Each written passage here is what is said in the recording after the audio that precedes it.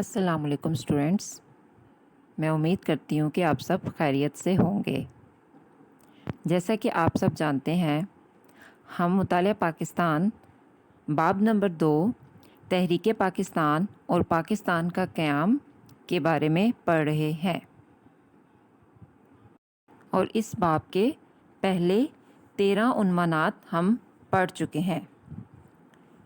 آج کی video section میں ہم قرارداد لاہور 1940 لاہور ریزولوشن 1940 کے بارے میں پڑھیں گے، اور اس کے بعد 3 جون 1947 کا منصوبہ، قانون آزادی ہند، ریڈ کلف ایوارڈ، صبح آزادی،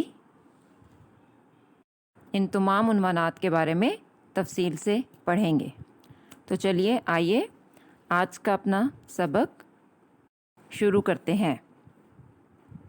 قرارداد لاہور، جس کی پاکستان کی تاریخ میں بہت زیادہ اہمیت ہے، اور اس قرارداد لاہور کے بعد، اس قرارداد کے 7 سال بعد پاکستان 1947 میں معرض وجود میں آ گیا تھا۔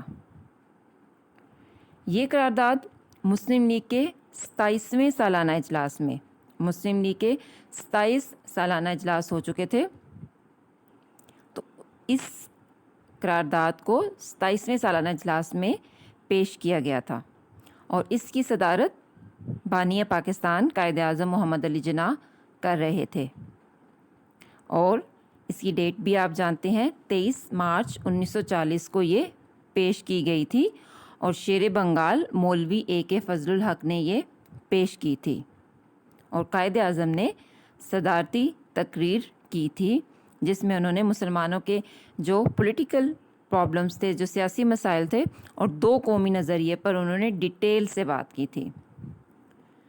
اس قرارداد کا متن کیا تھا؟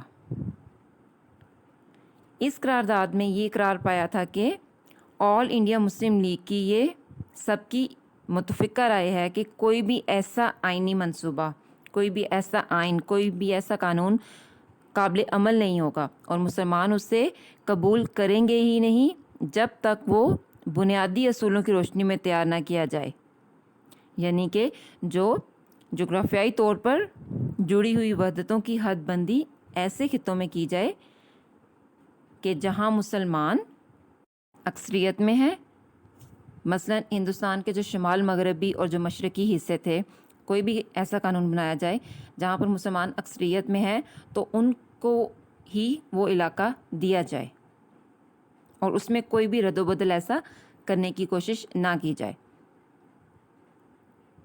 اور ان کو آزاد ریاستیں بنا دی جائیں، اور جو بھی اس میں وحدتیں شامل ہوں وہ خود مختار ہوں، اور انہیں مکمل اقتدار حاصل ہو، وہ اپنی مرضی سے وہاں پر اقتدار کر سکیں، حکمرانی کر سکیں، اور اس کے علاوہ پھر یہ جو علاقے اور جو یہ خطے بنائے جائیں، اس میں جو اقلیت میں لوگ رہ رہے ہوں ان کا خیال رکھا جائے، جن کی تعداد کم ہو، اور جہاں پہ مسلمان اقلیت میں ہوں وہاں بھی ان کے مفادات اور حقوق کا مناسب تحفظ کیا جائے۔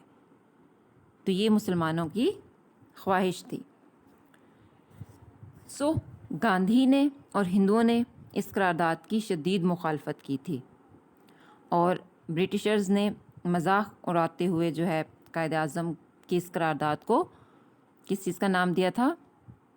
جناح کا پاکستان۔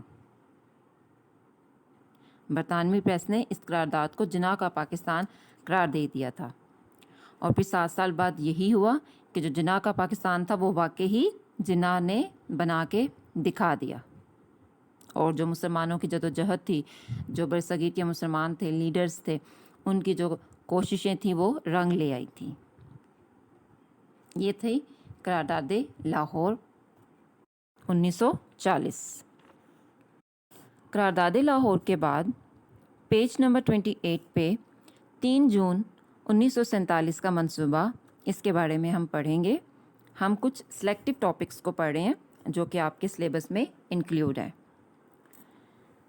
3 جون 1947 کو منصوبہ بنایا گیا تھا۔ یہ کیسا منصوبہ تھا؟ یہ سب کانٹیننٹ کی ڈویژن کا منصوبہ تھا، یہ پلاننگ برصغیر پاک و ہند کی تقسیم کا منصوبہ تھا، اور اس میں یہ فیصلہ کیا گیا تھا کہ 14 اگست کو جو اقتدار ہے وہ ہندوستان کے لوگوں کو، یہاں کے جو ریپریزنٹیٹیوز ہیں، یہاں کے جو نمائندے ہیں، ان کو دے دیا جائے گا۔ اور 3 جون کے اس منصوبے کے مطابق پنجاب اور بنگال کی جو اسمبلیاں ہوں گی، ہندو اور مسلمان اراکین کے الگ الگ اجلاس ہوں گے، مسلمانوں کے بھی اور ہندوؤں کے بھی۔ اور یہ بھی فیصلہ کیا گیا اس منصوبے میں کہ صوبوں کو تقسیم کر دیا جائے، اور صوبوں کی پھر حد بندی کیسے کی جائے اس کے لیے بھی ایک کمیشن بنایا جائے گا۔ اور صوبہ سندھ جو کہ پاکستان میں ہے، اس صوبے کی جو اسمبلی ہوگی وہ کثرت رائے سے، جو اکثریت کہے گی اس کے مطابق اس صوبے کا فیصلہ کیا جائے گا۔ اسی طرح جو صوبہ سرحد تھا، پھر سلہٹ تھا، اس کے عوام بھی پاکستان یا بھارت میں شمولیت کی رائے دے سکتے ہیں۔ اور بلوچستان کا فیصلہ جو وہاں کا شاہی جرگہ تھا اس وقت نے کیا تھا، اس نے یہ فیصلہ اس وقت یہ کیا تھا، اس شاہی جرگے نے۔ اور سندھ اسمبلی نے پاکستان میں شامل ہونے کا فیصلہ کیا تھا۔ یہ تھا 3 جون 1947 کا منصوبہ، جس میں برصغیر پاک و ہند کو تقسیم کرنے کا فیصلہ کیا گیا تھا، اور صوبوں کی حد بندی کرنے کے لیے کمیشن کا فیصلہ کیا گیا تھا۔ پھر قانون آزادی ہند 1947، انڈین انڈیپینڈنس ایکٹ 1947، اس کے مطابق برطانوی پارلیمنٹ نے 18 جولائی 1947 کو یہ قانون آزادی ہند، یعنی کہ ہندوستان کی جو آزادی کا جو قانون تھا وہ منظور کیا تھا 18 جولائی 1947 کو۔ اور ہندوستان کو 2 ریاستیں، پاکستان اور بھارت میں تقسیم کر دیا گیا اس قانون کے مطابق۔ پھر قانون آزادی ہند کے بعد ٹاپک آتا ہے ریڈ کلف ایوارڈ۔ پنجاب اور بنگال کے علاقوں کی تقسیم کا فیصلہ ہونے لگا تو برطانوی حکومت نے سر ریڈ کلف کی سربراہی میں ایک حد بندی کمیشن قائم کیا تھا، یعنی کہ جو صوبے کا جو ایریا ہے اس کی جو حد بندی ہے وہ کرنی تھی۔ اس حد بندی کے لیے پاکستان کی طرف سے جسٹس محمد منیر تھے، جسٹس دین محمد تھے، اور بھارت کے جو نمائندے تھے وہ جسٹس مہر چند مہاجن تھے اور جسٹس تیجا سنگھ تھے، اور یہ سب ہائی کورٹ کے جج تھے۔ ان لوگوں نے ان صوبوں کی حد بندی کی تھی۔ اور بنگال کی حد بندی کے لیے پاکستان کی طرف سے جسٹس ابو صالح محمد اکرم اور ایس اے رحمان تھے، اور بھارت کی طرف سے سی سی بسواس اور بی کے مکرجی تھے۔ اور اس ڈویژن کے وقت جو اس وقت وائسرائے تھا، اس نے اس کے عملے نے کیا کیا کہ کانگریس کے ساتھ گٹھ جوڑ کر لیا، جو ہندوؤں کی جماعت تھی، اور ان کی منشا کے مطابق، ان کی مرضی کے مطابق جو ہے وہ انہیں تقسیم کرنے کی کوشش کی۔ اور اس تقسیم میں ریڈ کلف نے مشرقی پنجاب کے جو مسلم اکثریت کے کئی علاقے تھے وہ بھارت میں شامل کر دیے۔ آج بھی بھارت میں بہت زیادہ تعداد میں مسلمان رہ رہے ہیں جو کہ ظلم و ستم برداشت کر رہے ہیں۔ تو بہت سے جو مسلمانوں کی اکثریت پر علاقے بیس کرتے تھے وہ انڈیا میں شامل کر دیے گئے تھے، اور پاکستان کو جو بڑے بڑے دریا تھے، ستلج، بیاس، راوی، ان کے پانی سے بھی محروم کر دیا گیا تھا۔ اور دوسری جانب جو بھارت کی سرحد تھی اس کو کشمیر کے ساتھ ملا دیا گیا تھا، اور اس طرح سے کشمیر پر بھارت نے قبضہ کر لیا، اور پھر یہ کشمیر کا مسئلہ آج تک اور ابھی تک حل نہیں ہو سکا۔ اور پھر ریڈ کلف کی اس خراب پلاننگ کی وجہ سے، ناقص منصوبہ بندی کی وجہ سے پاکستان کو بہت سے مسائل کا سامنا کرنا پڑا تھا۔ آخرکار اتنی مصیبتوں کے بعد ایک صبح ایسی بھی آئی جب پاکستان نے آزادی دیکھی، صبح آزادی۔ آزادی کا تصور، آزادی کا خیال قوموں میں ایک جان پیدا کر دیتا ہے۔ تو آزادی کا جو تصور تھا یہ قوموں کی زندگی میں بڑی اہمیت رکھتا ہے۔ اور آخرکار رمضان کا مہینہ تھا، 14 اگست کا دن تھا، اور 27 رمضان المبارک تھی، اور پاکستان دنیا کے نقشے پر ابھرا تھا. کئی سالوں کی تگ و دو کے بعد, کئی قربانیوں کے بعد, کئی جانوں کے خون کے بعد, خون کی ندیاں بہی تھیں اس ملک کے لیے, بہت ظلم و ستم سہے تھے ہمارے آباء و اجداد نے. آخرکار اس کے بعد صبح آزادی آ گئی تھی.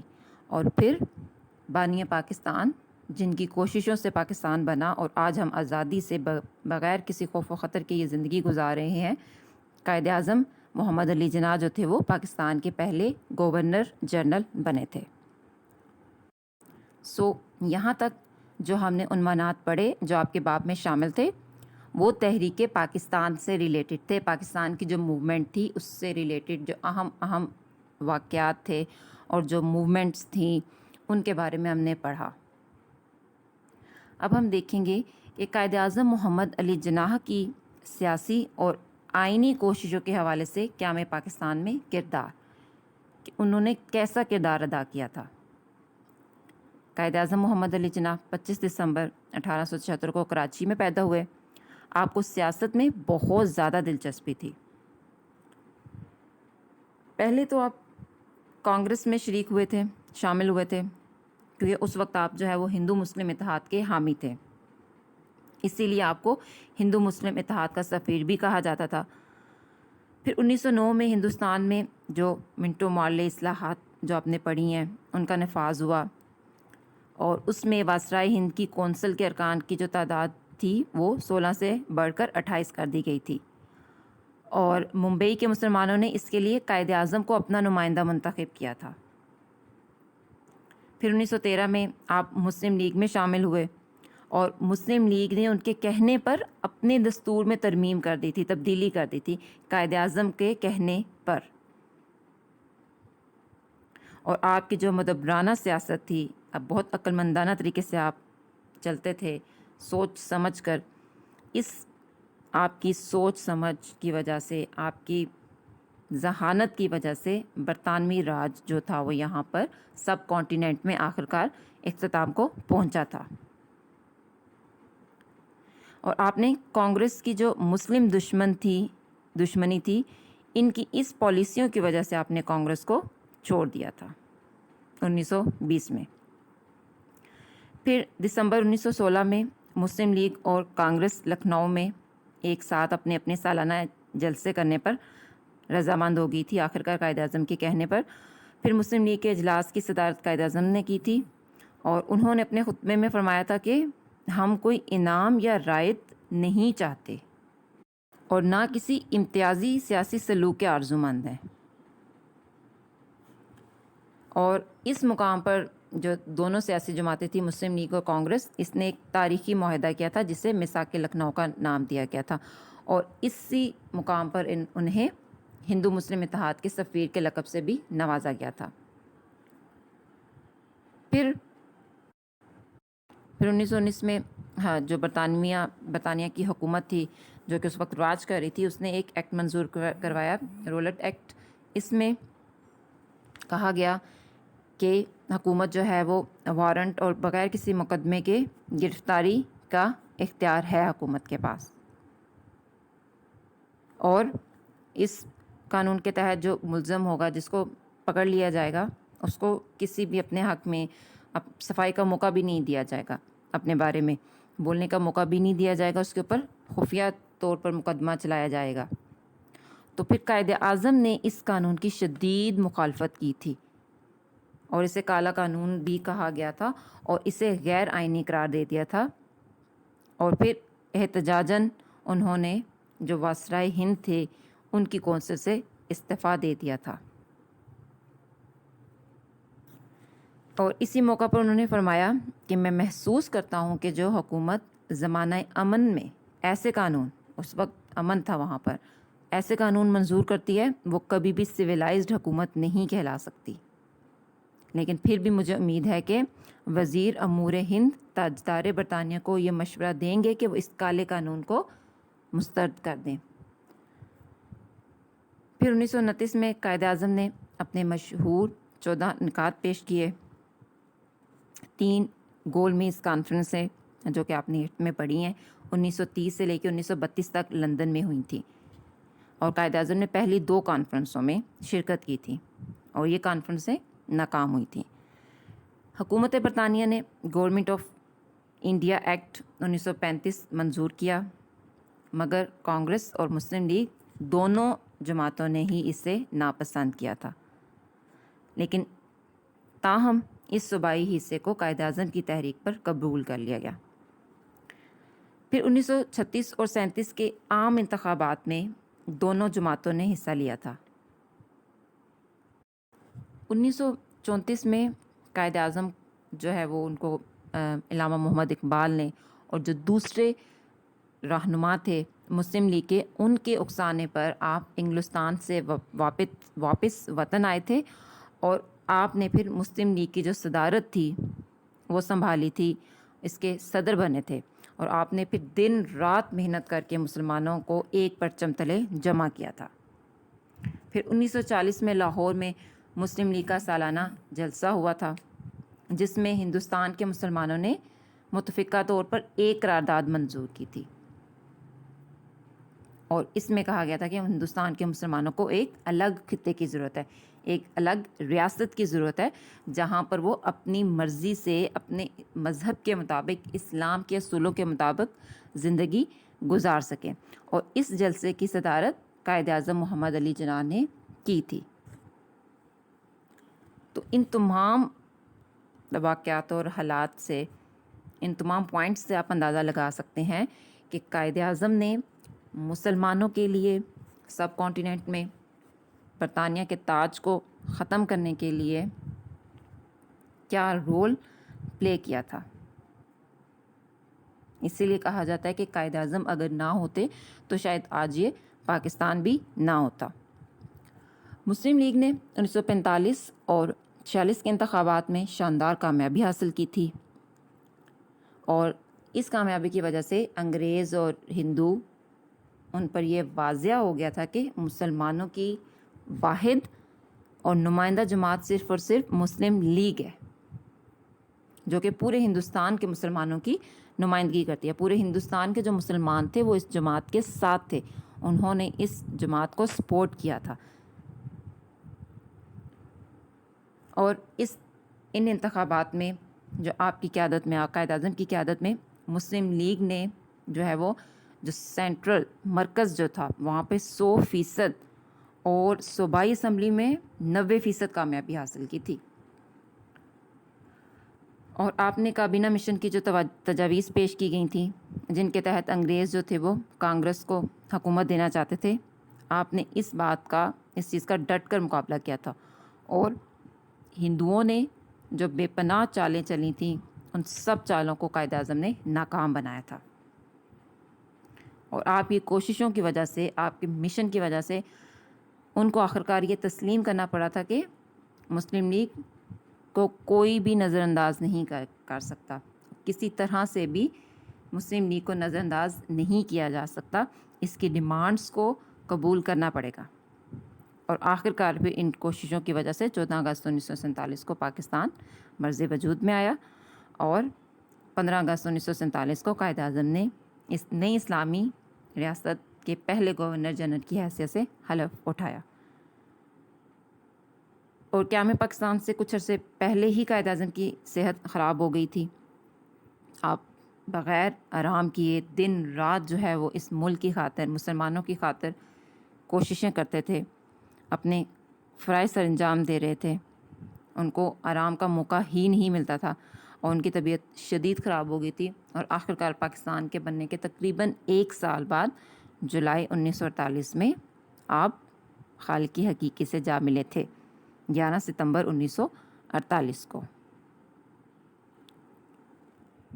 اور 1948 میں ہی پہلی عرب اسرائیل جنگ ہوئی تھی، اور 1948 میں ایک ہندو انتہا پسند کے ہاتھوں گاندھی کا قتل ہوا تھا، ایک ہندو انتہا پسند کے ہاتھ ہی گاندھی جو ہے وہ مارا گیا تھا۔ انڈرسٹوڈ؟